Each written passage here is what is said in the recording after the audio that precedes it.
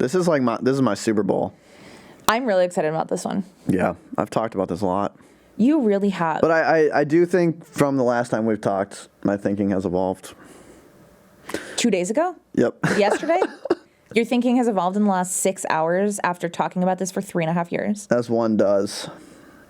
Wow, that's like really like strong opinions loosely held. So loosely held. Sometimes I just drop them. You've had them for 3.5 years and suddenly you've changed your mind. New data came in. I read one study this morning. Recency bias.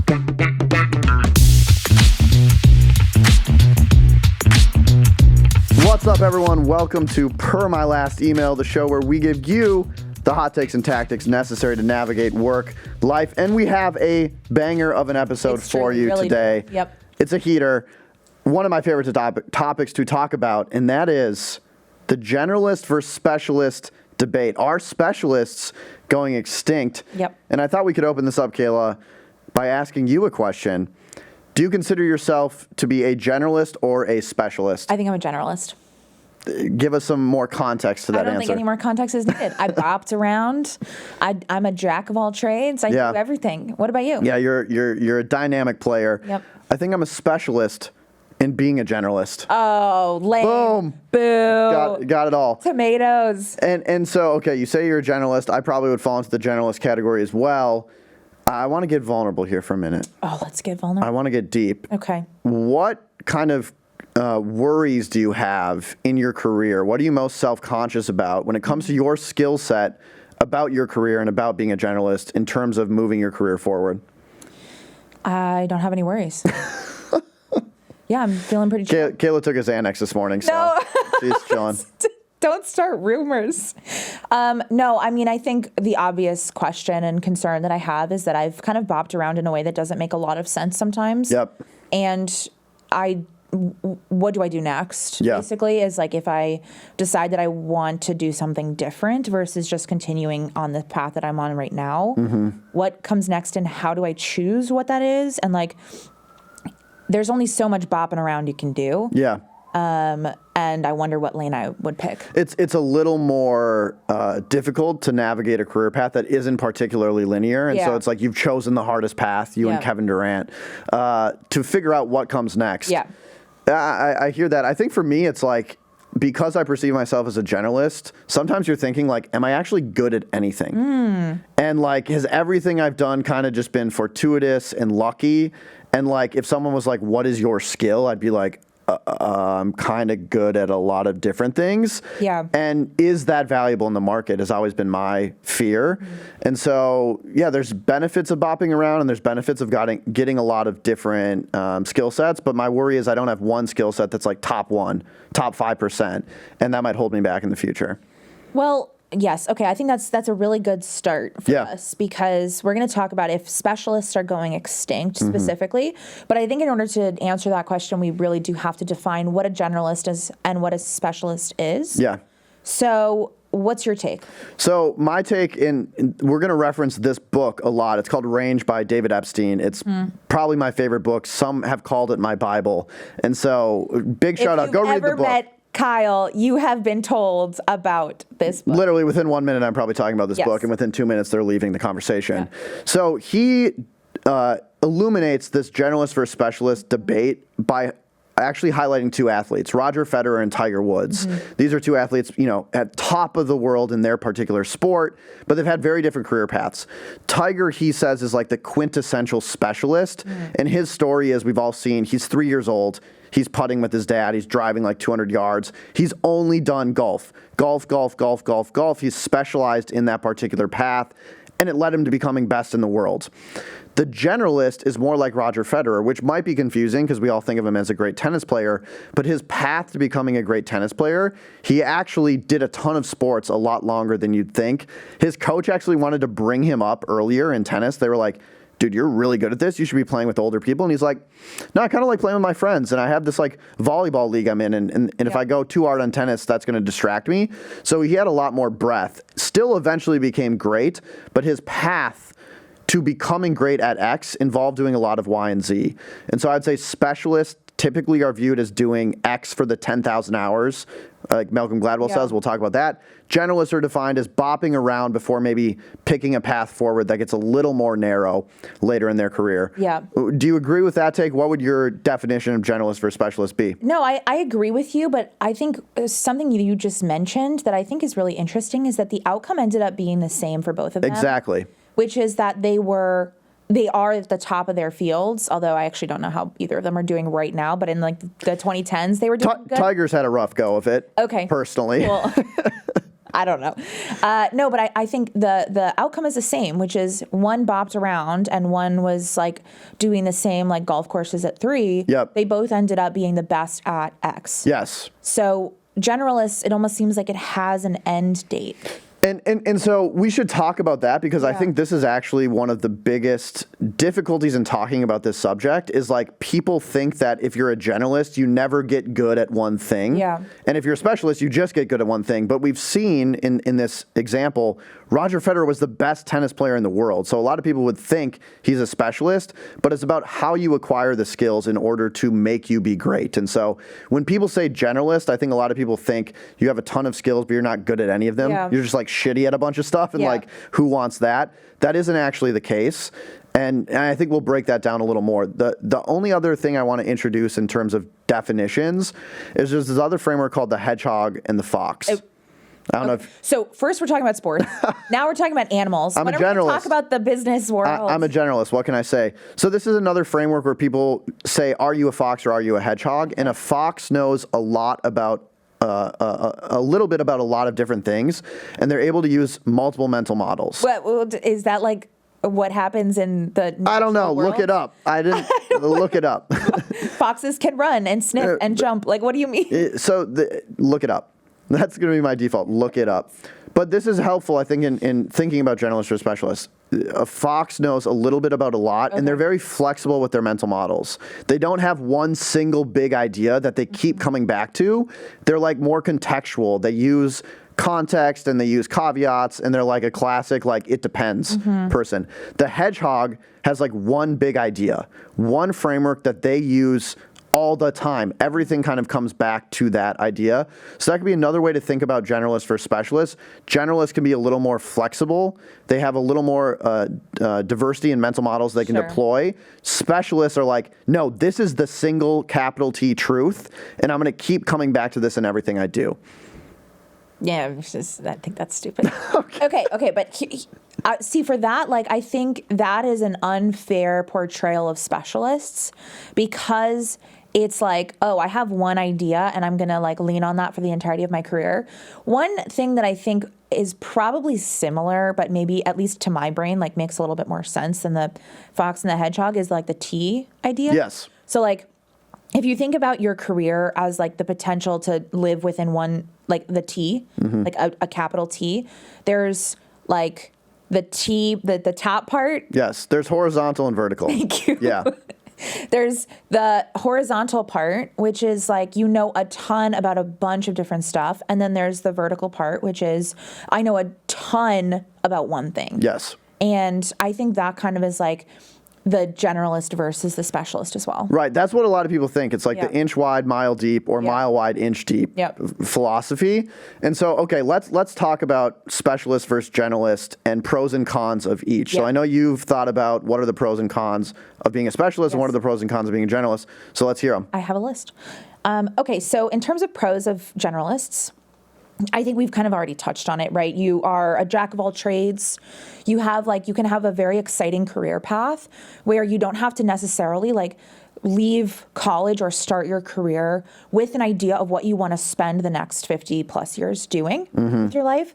I think it allows you a little bit more flexibility in your career, and it allows you to get good at a lot of different things. In terms of cons, maybe there's no real path.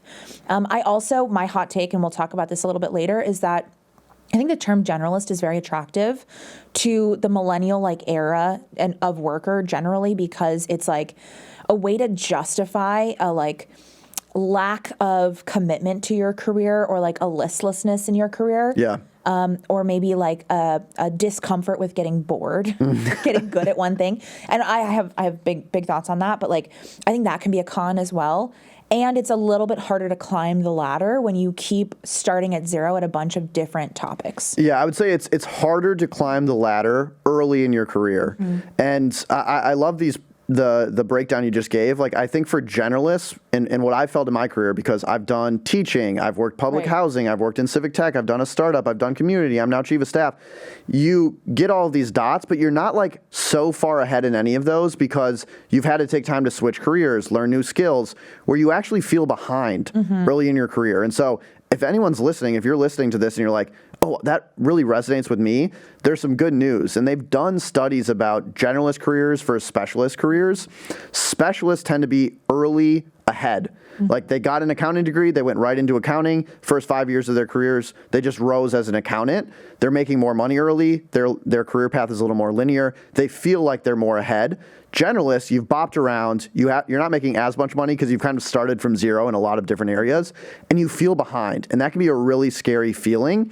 But if you follow the career arcs, generalists tend to have longer careers because they've picked up a lot of different skills. They're a little more flexible, and they end up making more money in the long run because ultimately you piece together all of these different skills you have, and you become very dynamic, very valuable to the market. And so your career earnings actually outpace specialists. It's just you have to look at your entire career. Right. So you mentioned dots. Yeah. And I think you have this like good framework about collecting and connecting dots. Can you kind of explain that a little? Yeah, so I have this thing like you have to collect your dots before you connect them. And so I think with one of the benefits of coming in early to your career with a generalist framework, like I don't need to get great at one thing right away, is you're actually helping yourself find fit. I think early in your career, having a diversity of experience and understanding, okay, I liked this there, I didn't like this over here, ultimately allows you to find out, one, what you're actually really good at, but two, what you want to do in the future. And I've seen a ton of friends who are like, I got a degree in, I'm going to keep coming back to accounting, sorry accountants, I got a degree in accounting, I thought that's what I wanted to do, I'm now 5 years in my career, I hate accounting, but I didn't get any other experiences. I'm not sure what else I'm good at. I'm not sure where else I would fit in. And so I think collecting a lot of dots, having a lot of diverse experiences lets you figure out who you are, what you want to do in your career, and then you're able to connect the dots in really unique ways that give you maybe an advantage in being very dynamic and very valuable to a company in the future. So that would be my, advice early on, is to gather a lot of different experiences. Yeah, I like that a lot. Going back to the pros and cons. Let's talk about specialists. Okay. Some pros and cons there. So a pro, obviously, when you're a specialist, is you can become a true expert in a field. I think there's a lot less uncertainty when you choose that specialist. You're like, I'm going to be the best goddamn accountant that the world has ever seen. And there's a set number of steps that you have to take in order to get to that expert level. And I think that having a deep expertise can feel very comforting, right? And then people come to you to get information on accounting or whatever. We should probably pick on a different industry soon. And as you mentioned at the beginning, the money can be greater, especially as you're perceived as an expert or as you rise in the ranks, even if that's maybe not true later on. And I think in this particular example, like, it's also, you're known for something. Like, oh, that's the accountant gal. Like, she's amazing at accounting. Like, you have a much easier time telling the story of your career. Generalists, you're like, that's the guy who kind of just seems wandering or seems listless or like isn't known for anything in particular. And I think that's one of the cons of being a generalist, is it's a lot harder to tell your story. And so you have to get very good at career storytelling if you're going to have, a lot of these dots you're collecting. Yeah, I agree. And maybe like saying accounting isn't the right, because there's so many different types of accounting. Maybe it's like, I'm like an actuary, which is like a very specific certification for taxes that like is really hard to get. For, I don't know, like accounting firms. So maybe you're like the best actuary for accountants or something. It does depend, like when you're talking about generalist for specialist, the scope that you're using this in. Because I think if you went and talked to an accountant, they'd be like, whoa, I'm a generalist accountant. And this person over here who only does accounting for early stage Bitcoin companies. Right, exactly. They're the specialist. Yeah. And so I think actually when I talk to a lot of people, most people say, I feel like I'm a generalist, but everyone else is a specialist, which obviously can't be true. Right. I do think a lot of us, because we feel like we have had a diversity of experience, perceive ourselves as generalist. And there's almost this idea in the ether that your career path should be linear, but I'm the exception. I have this non-linear career. I would just tell everyone, rest assured, most people view themselves as having a non-linear career. It's actually much more normal than you would think. And I think that should give you some confidence that you're on the right path. Yeah, and there was that stat that I can't remember exactly, but it was the average person has 5 career changes in their life. And so I think, that's a great point. And we'll be right back after this. Okay, back to the show. Just to quickly wrap this up, cons of being a specialist, although we've kind of talked about them. Yep. I think there's more risk today being a very specific specialist, given the pace of change, that your specialty gets wiped out or erased, basically. Yeah. So when you make a commitment to a very specific niche and that niche no longer exists in 10 years, it's well, where do you go next? And I think the final con is that there's less flexibility when you're a specialist. Yeah. I mean, going back to AI removes skills, but maybe not jobs. If your specialty is a skill, it's one particular thing that you just mastered, there's always a fear, to your point, that gets wiped out. Maybe that gets automated away. And if you haven't built this foundation of other skills, you're going to be oh shit, now an AI can do that 10 times faster and for 1/100th of the cost. I'm screwed in my career. There is maybe an exception to what you're talking about, which was this really interesting study, and I think it'll help situate generalists for specialists a little more, where basically they looked at where do generalists succeed and where do specialists succeed. And what they found is actually specialists succeed on the very bleeding edge of technological innovation. Can you explain that a little? Yeah. So they to go into details in the study, this was HBR did the study. They looked at the USSR back when the Iron Curtain fell, and all this new mathematical knowledge came out. And people that were really, really on the bleeding edge of very advanced technical math, you almost had to be a specialist to understand it. You were so deep that you needed to know very advanced mathematics to understand. So the only people that could push that industry forward were specialists. I think about AI right now. Yeah. If you're building LLMs, don't hire me. Don't hire a generalist that just dabbles across a lot of things, because the math is so hard. There's probably only 100 people on the planet that really understand deeply the mathematics of that industry. So they push the industry forward. In more stagnant industries, HBR brought up oil and gas. Kind of the science has been done, and now you're kind of fixing things on the margins. You're trying to be innovative on a business wide point of view. That's where generalists really succeed, because they can take experiences they've had in media and apply it to oil and gas, or business experience they've had in other industries and apply it, and that's where they get innovation. So it depends on the industry you're in and the type of work you're doing. This is interesting because it doesn't really that doesn't make sense to me. Okay. I just don't.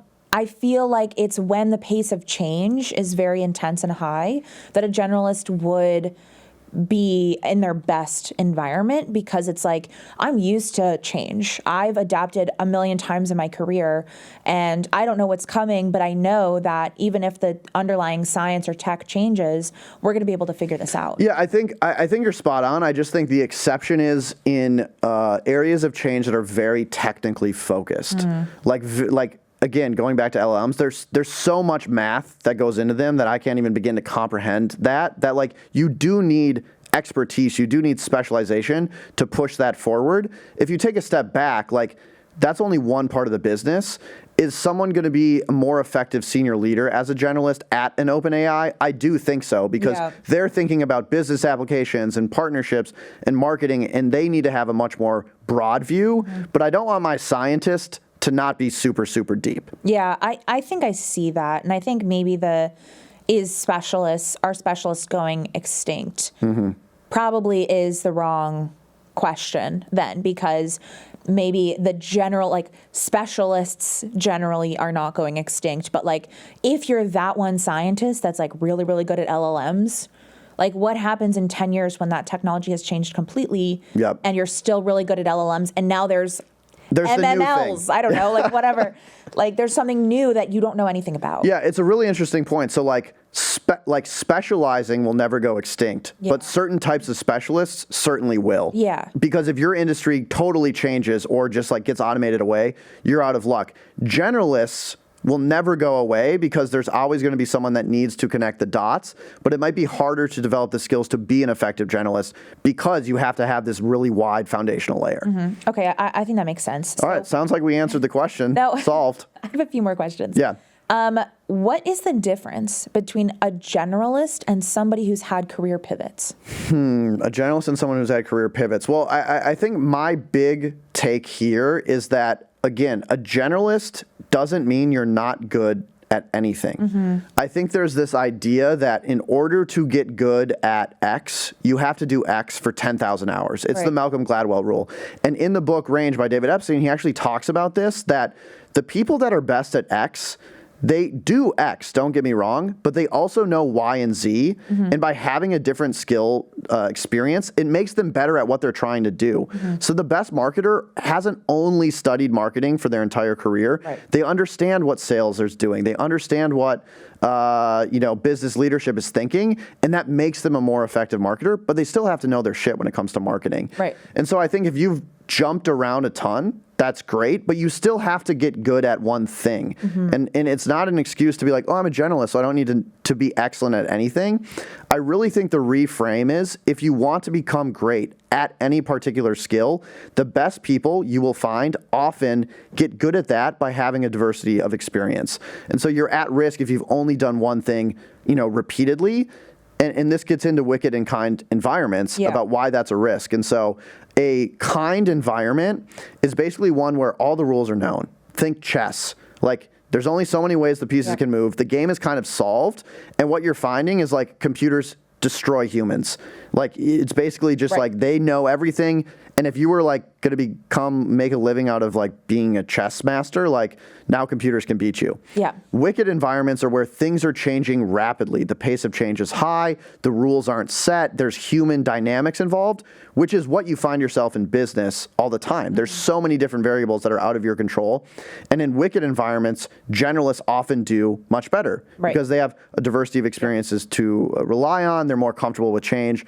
And so I think if you're working in a kind environment, sure, but that's not really the world. If you're working in a wicked environment, there's a benefit to being a generalist. I agree. I think my issue with the term generalist, despite the fact that I define myself as one, and I do think that, like I alluded to this earlier, I do think I might fall into this, but I think sometimes people will use the term generalist to justify a lack of confidence in their own career and to justify kind of bopping around for the sake of like, this is my narrative, like I'm a generalist, and I just think it's kind of stupid. It's an excuse maybe to not take something seriously.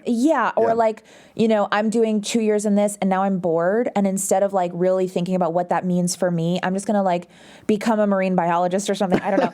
And so I think that's something that I take issue with when we're talking about generalists. Yeah, I mean, if you look back at your career and for 20 years you've done, 20 different jobs for 1 year, like you maybe have not pieced it all together and found that fit. Ultimately, the benefit of having a diversity of experience early on is you find what you actually want to do.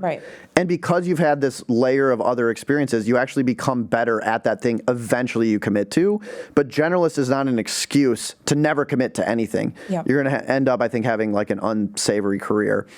My advice to someone listening is almost like an hourglass where you start as a generalist, you become a specialist, and then you rework back to a generalist. And so we've talked about the benefit of having early career diverse experiences. Then eventually, let's say you go into marketing, you're going to become a really good marketer because you've had all these different experiences, but you specialize in marketing. But then if you want to take your career to the next level, they've actually done studies on who becomes a CEO of a company. And oftentimes, if it's not the founder, the CEO becomes the person who's had the most experience across a diversity of job functions in that business. You want your CEO to understand marketing and sales and rev ops and sales enablement and all that different stuff. So I think eventually you also become more broad, and the best CEOs are generalists because they understand enough about all of the different functions to ask important questions, to understand metrics, and that makes them very effective. And so I think that's how I would think about framing your career. Interesting. Yeah, I mean, I guess if you want to be in the C-suite, then that's probably the hourglass function or whatever is probably smart.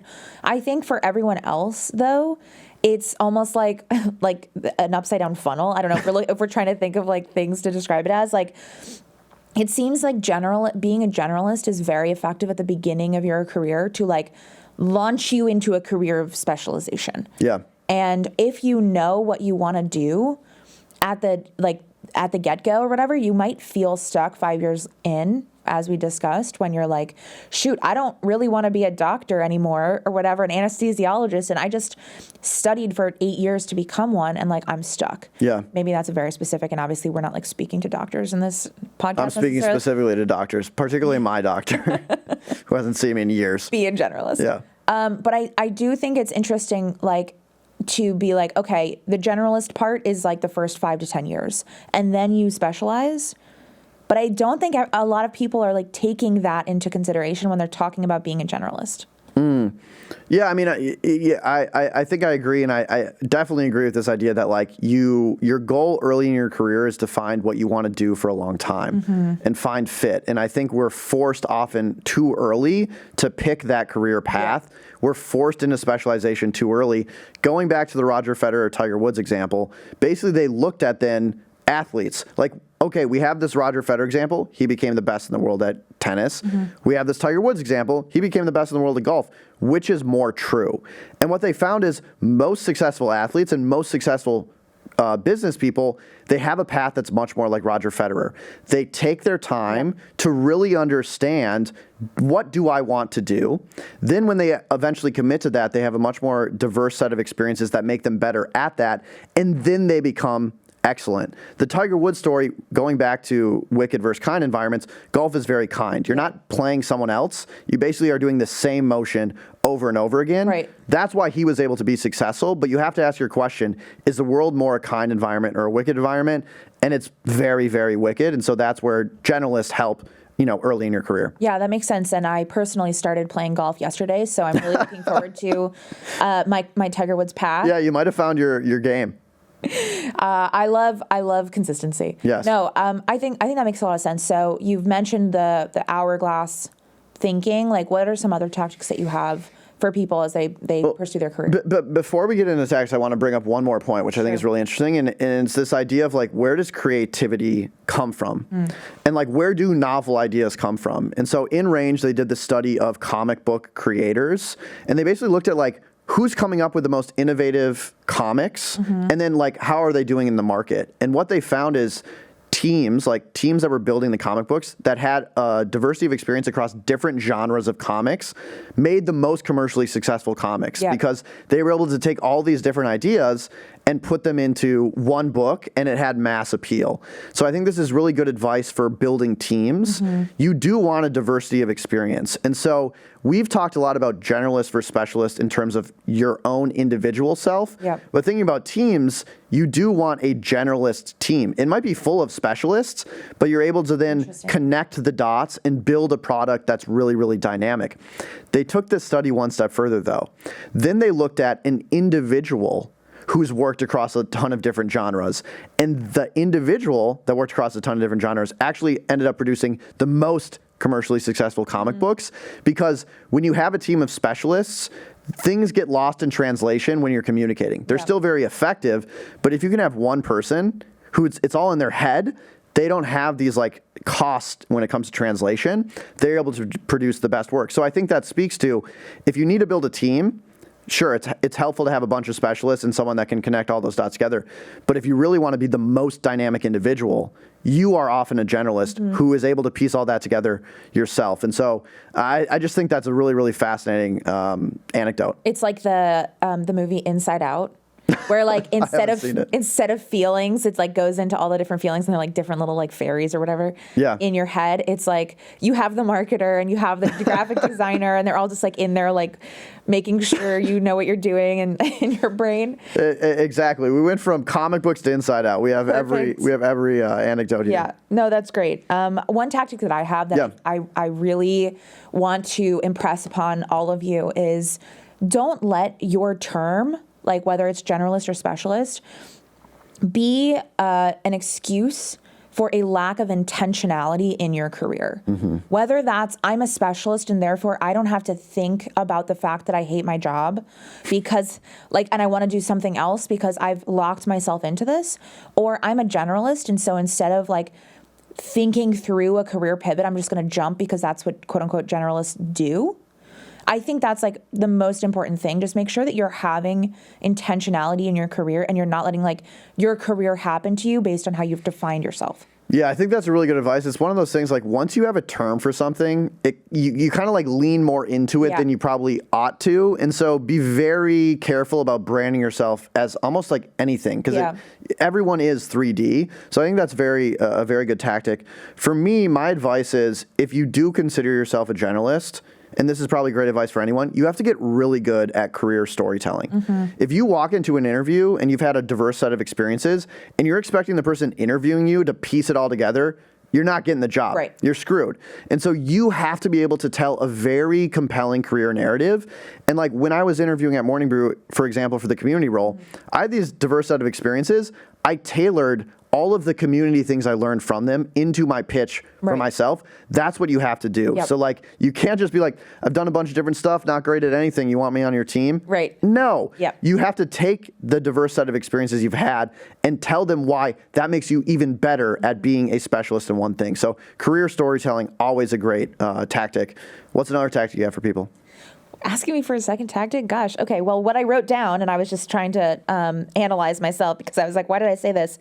Bet on yourself. So I think one of the things is, if you're, regardless of what path you're taking, if you're taking that path because you're afraid of taking risks and you're afraid of committing to something, you should bet on yourself. And whether that's I'm going to career pivot to marketing, or it's I'm going to actually stick with this career and like work through it, I think you should still give yourself that like I can do it, whatever it is. Yeah, hyping us up. Shia LaBeouf, just do it. Just do it. There we go, Kayla. I have a few more tactics. Okay. I think my like broader point here is if you want to get good at one specific thing, say it's finance, you will find that the best finance people still have a diversity of experience. So if you want to get great at X, you have to do a ton of X, but don't forget to do Y and Z. And this doesn't need to be like formal roles inside the company. But I love when your like accountant is like, oh, I'm in this community of like graphic designers as well. Like it just is a way to get your brain thinking differently. And then you apply some of those lessons from that domain into your own domain. Those are the most innovative, forward-thinking leaders. So look at what you're doing on a day-to-day basis. And if it's only your thing, I think you're capping your potential. You want to have a wider variety. It doesn't mean you have to go quit your job and take a new job, but find ways to build credibility through side projects or different communities so you can apply innovation to different domains. Even like hobbies. Like play the piano or like do painting or something. Like that's also very like, that's being a generalist as well. Get a hobby is basically the tactic here. My last tactic is this idea of personal monopoly. I think this is really powerful for generalists where you kind of skill stack. So you might not be the best marketer, you might not be the best finance person, you might not be the best e-com person, but if you're in marketing, you stack those things together and you're the best at that. You're like the only is basically. So thinking about your career and being like, what 3 things could I stack to become so valuable where like almost no one can beat me because no one's had these specific set of experiences. I think that's a very powerful activity to do for yourself. And it's also going to help you with the career storytelling piece because you're going to be able to say, I'm this based on my experiences that no one else has ever had. I'm the best at marketing finance merch. Yes, exactly. Like you're going to crush. That's what it's great. We just gave someone a new job. Finance merch. Here we go. Anything else, Kayla? I think that's pretty much it. I do think this is a spicy topic. I think you probably have a lot of big feelings about this. We want to hear them. Yes. Email us at permylastemail@morningbrew.com. Follow us on Instagram. We're on YouTube. We're on Twitter. We're on TikTok. Let us know what you think. Unless they're mean comments, keep them to yourself. Only give us nice comments. Yeah. A lot of compliments. All right. Should we roll the credits? Let's do it. Our producer is Michaela Heck. Our technical director is Uchenna Waogu. Toby Howell is our editorial social lead. And our chief content officer is Devin Emery. This show is a production of Morning Brew. Thanks for listening, and we'll see you next week.